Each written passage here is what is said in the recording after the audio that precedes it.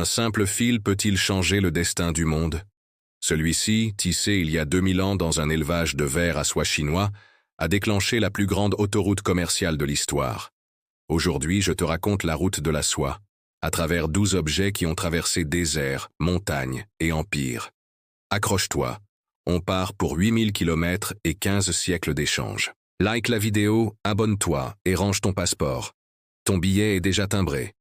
Premier arrêt, Xi'an, l'ancienne Chang'an. Sous la dynastie Han, la soie est or pur, ultra légère, pliable, résistante, presque magique.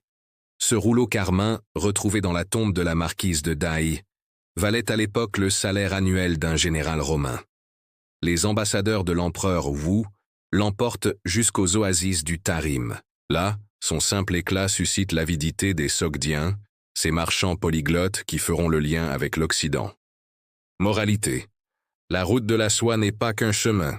C'est un désir brillant que tout le monde veut toucher. Quittons la Chine et traversons le Pamir. Au 1er siècle, dans le Gandhara, l'actuel Pakistan, des sculpteurs grecs convertissent leur art au bouddhisme. Résultat, ce Bouddha en toge grecque, visage aux traits d'Apollon, main en mudra. Il incarne la fusion entre Est et Ouest. Les pèlerins chinois comme Xuanzang verront ces statues et rapporteront chez eux non seulement des sutras, mais aussi l'idée qu'un Bouddha peut avoir 1000 visages. La route de la soie est un Photoshop avant l'heure. Elle mélange les cultures en haute résolution. Dans les sables du désert du Taklamakan, les archéologues ont trouvé du verre romain. Fabriquée à Alexandrie, cette perle cobalt arrive ici via Palmyre, Ctésiphon, puis par caravane sogdienne. Elle prouve une chose. Même si Rome n'atteint jamais la Chine militairement, ses artisanats la touchent quand même. Pourquoi c'est important? Le verre coloré sera imité par les Chinois sous les Tang, donnant naissance aux liuli, ces verres polychromes impériaux. Monnaie suivante. Un statère à l'effigie du roi Kanishka, 3e empereur Kushan, frappé vers 120 après Jésus-Christ. Sur l'avers, un roi en armure, au revers, un dieu grec, écrit en bactrien. Cette pièce circulait de Samarcande à Peshawar. Les Kushan contrôlaient les cols du Karakoram, des péages obligatoires sur la route de la soie. Sans monnaie fiable, pas de commerce. Cette pièce, c'est le certificat SSL de l'Antiquité. Elle sécurise l'échange de valeurs. L'objet 5 est le plus fragile. Un rouleau imprimé en 868 après Jésus-Christ, le Sutra du Diamant. Découvert à Dunhuang, c'est le plus ancien livre imprimé daté du monde. Les techniques de xylogravure naissent pour diffuser plus vite les textes bouddhiques vers la Corée et le Japon. Paradoxe, grâce au commerce, on diffuse des idées gratuitement, alors que les épices coûtent une fortune. La route de la soie, c'est aussi un Internet de papier qui véhicule philosophie, mathématiques et même recettes de nouilles. Avançons en Perse. Ici, un plat en argent repoussé, décoré d'un roi chassant le sanglier. Daté du 5e siècle sassanide, il était offert comme présent diplomatique aux steppes turques en échange de chevaux.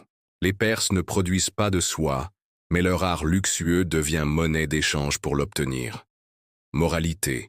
La route de la soie n'est pas linéaire. C'est une boucle où chacun donne ce qu'il a de mieux. Art, métal, savoir. Pas de caravane sans chameau.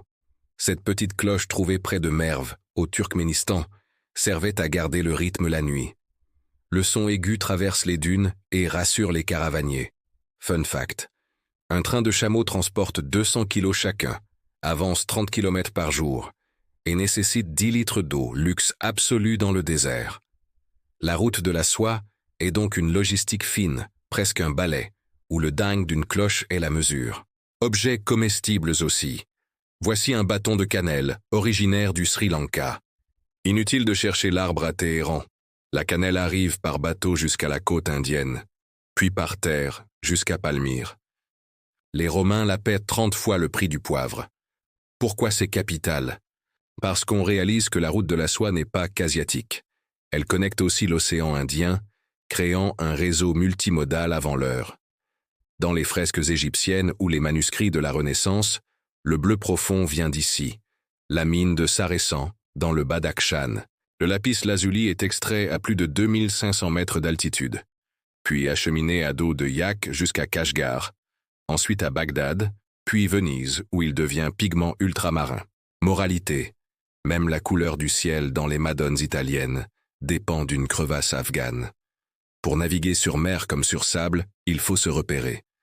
Voici un astrolabe de Cordoue, XIIe siècle, gravé en arabe et en latin. Les savoirs grecs, traduits à Bagdad, améliorés à Samarcande, retournent en Europe via Al-Andalus. Marco Polo aura probablement vu des instruments similaires à Hormuz. La route de la soie, c'est aussi une route de la science. Algèbre, trigonométrie, cartographie circulent avec les épices. XIVe siècle, Venise décide de produire sa propre soie pour concurrencer les importations mongoles. Ce brocart présente un motif pêle-mêle chinois.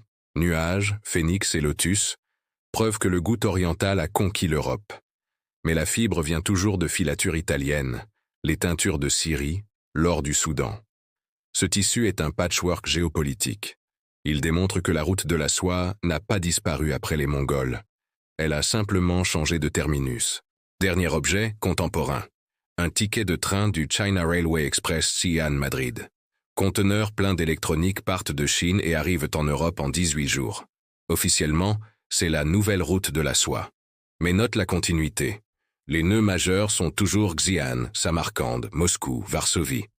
Moralité finale. La route de la soie n'est pas un fantasme passé. C'est un réseau vivant qui redessine encore la planète. Simplement, nos objets sont passés du rouleau de soie au smartphone. 12 objets, 12 histoires, un seul fil rouge. Ou plutôt de soie. Si cette plongée t'a plu, laisse un pouce, partage la vidéo. Et dis-moi en commentaire l'objet qui t'a le plus surpris. Tu as une idée d'objet numéro 13? Soumets-la. Et si tu veux continuer le voyage, clique sur la vidéo suivante. Les épices qui ont changé l'économie mondiale. À tout de suite, explorateur.